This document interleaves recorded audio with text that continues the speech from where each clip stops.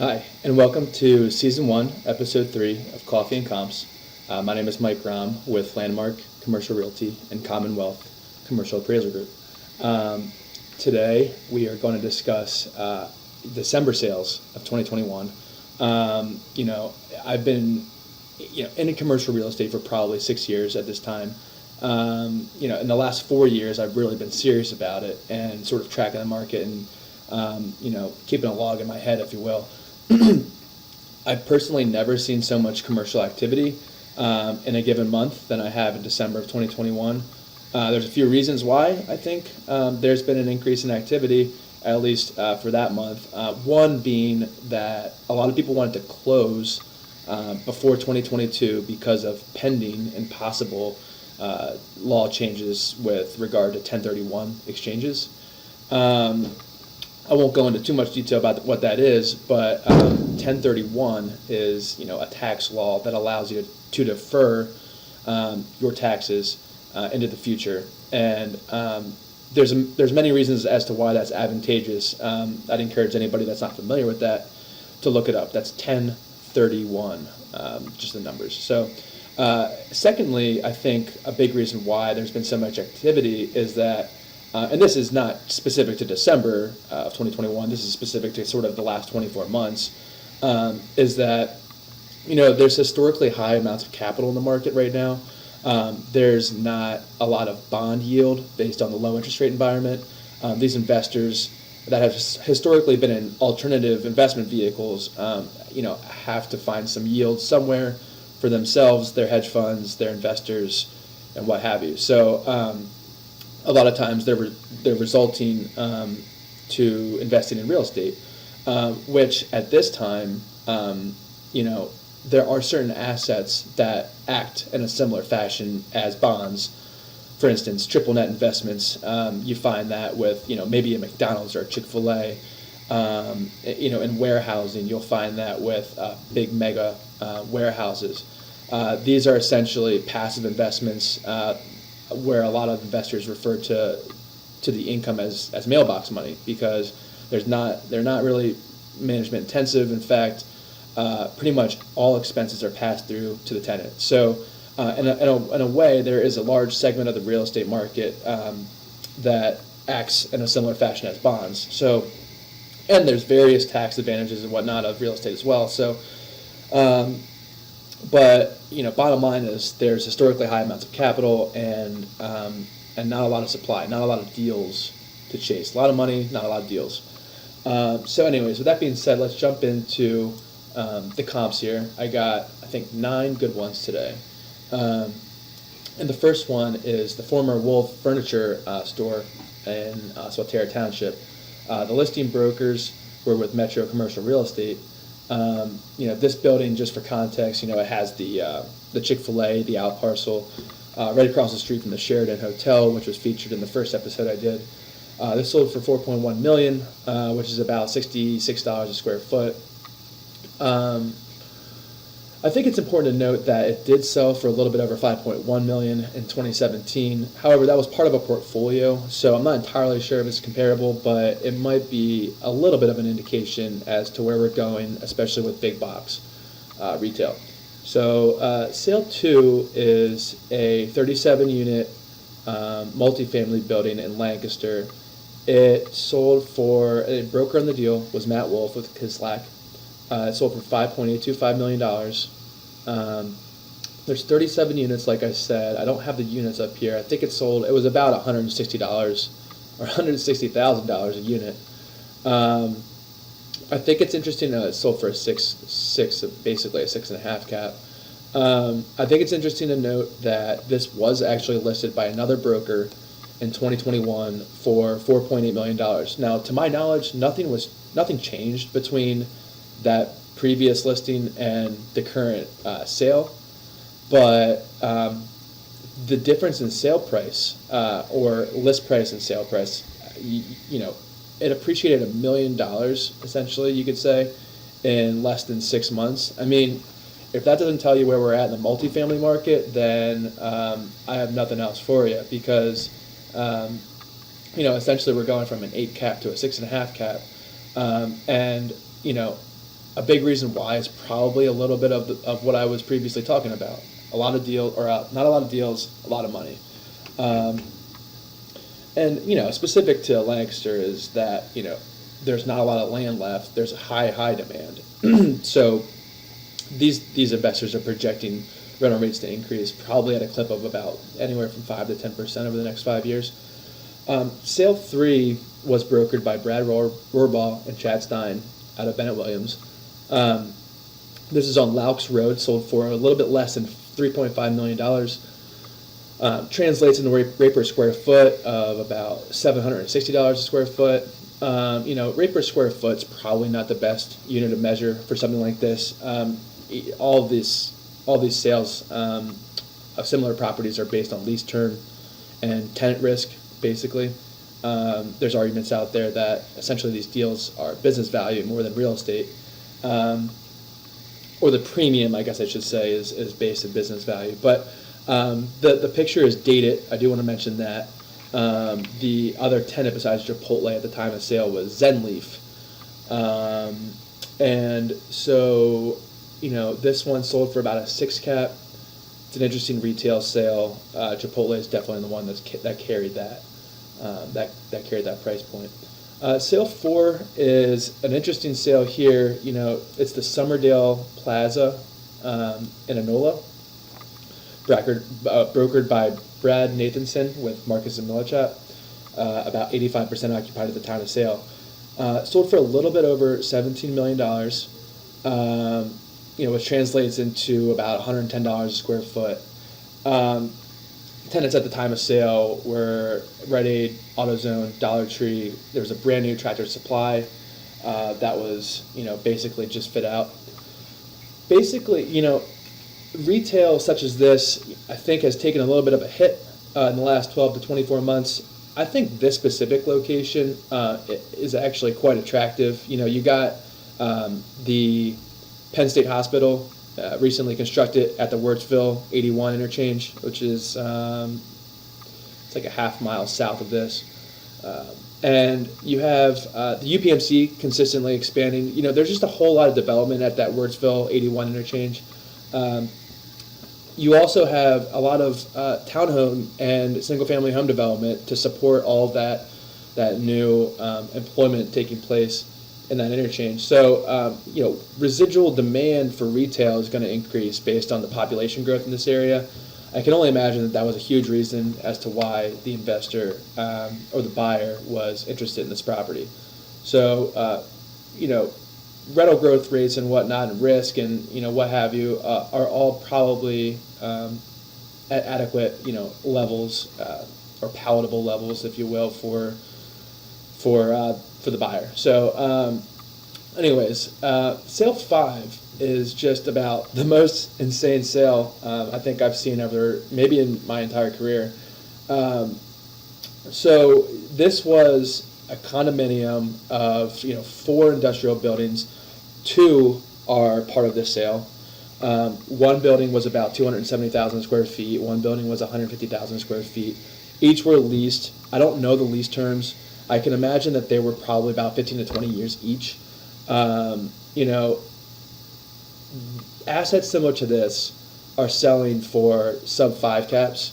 And the lower the cap rate, the lower the risk, right? So, a big reason why multifamily cap rates are so low and industrial cap rates are so low is that, there's not a lot of land left. So, to be able to build new competitive supply is very difficult.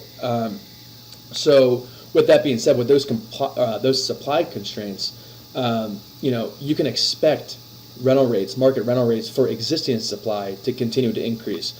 So although a rate of return of 4% doesn't really sound great right now, it's going to yield probably significantly higher return than that as rental rates continue to grow.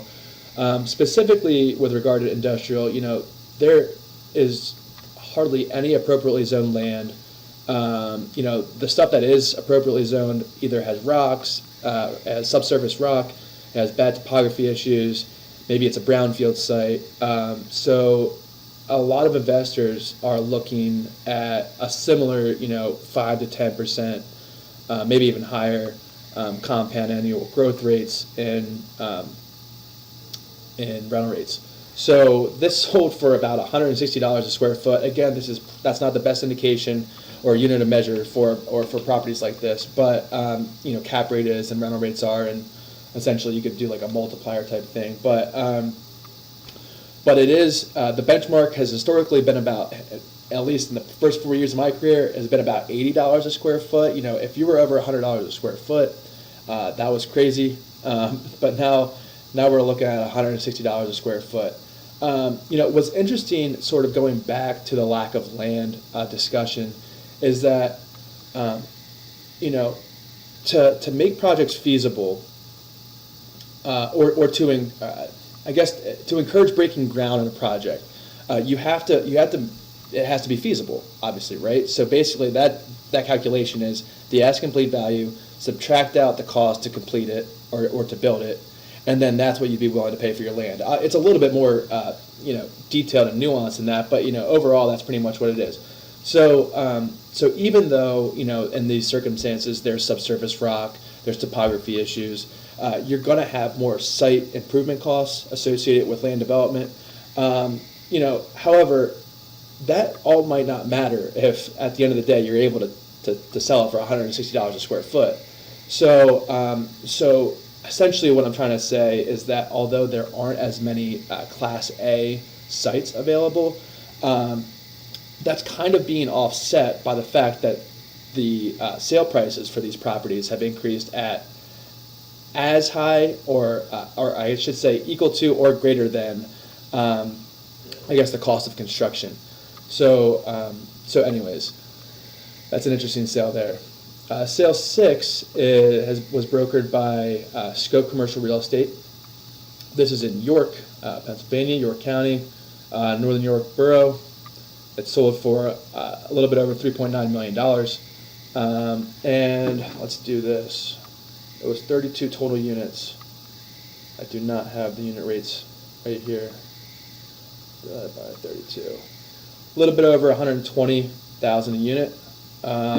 Rate per square foot. Again, probably not the best unit of measure.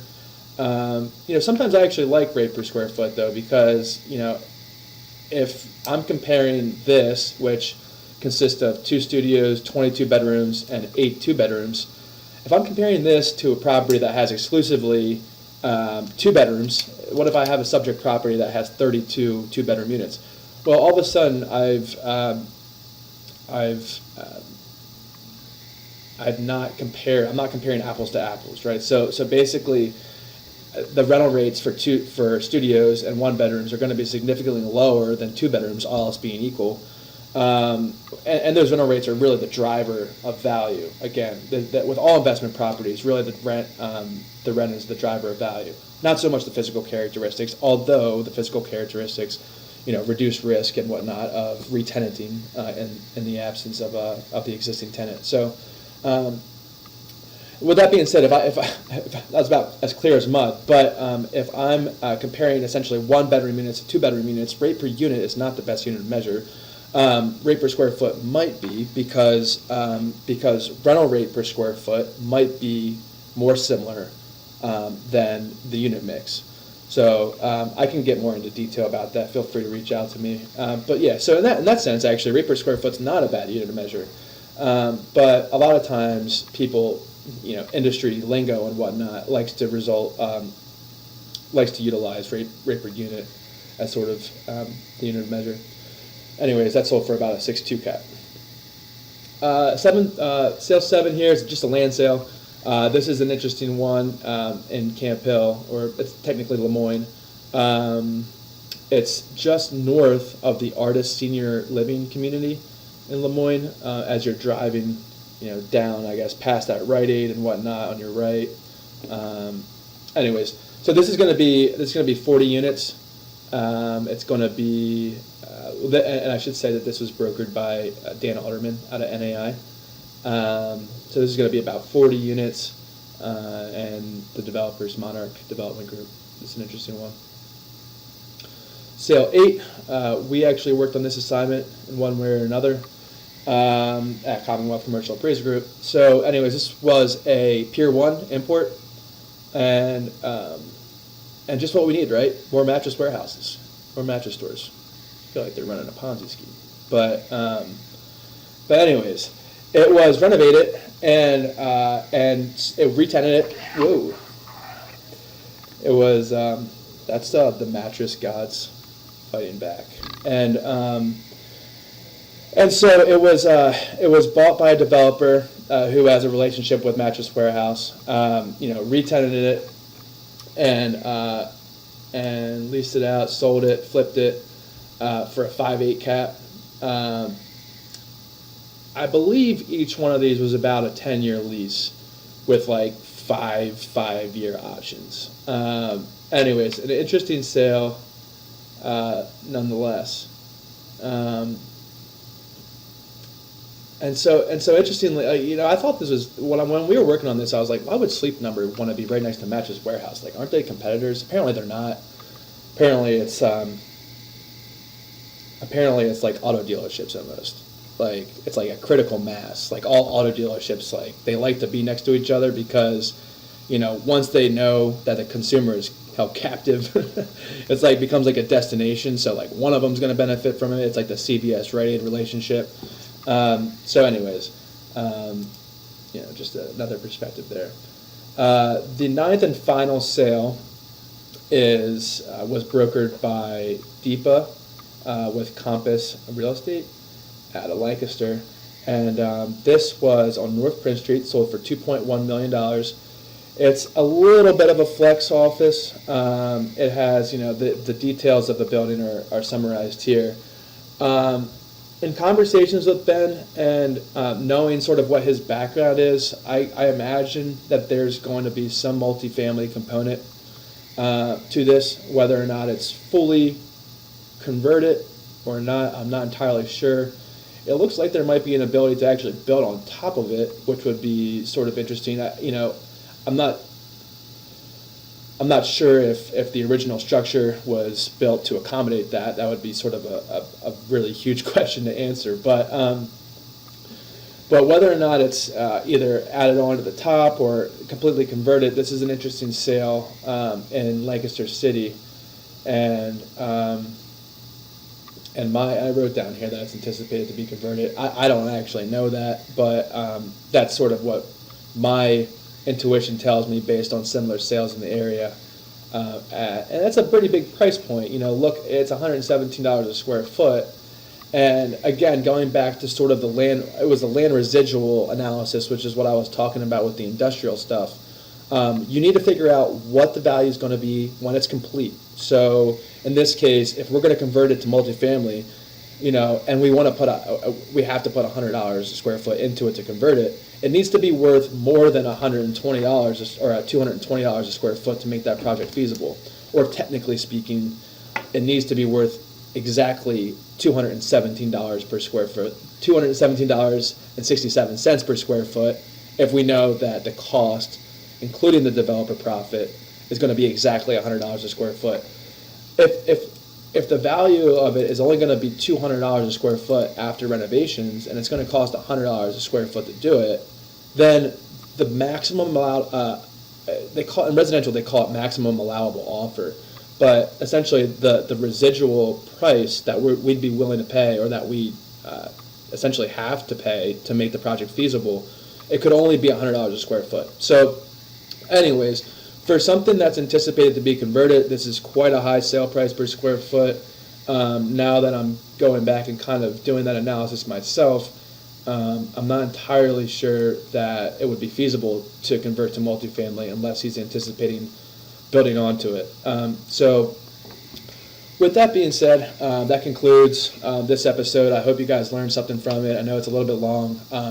In the caption, I'm going to put sort of the breakdown of timing, so if something interests you, then you can just jump right to that part of the video. But please consider reaching out to me with any real estate problems you guys have. I'd be happy to help. I love talking about this kind of stuff.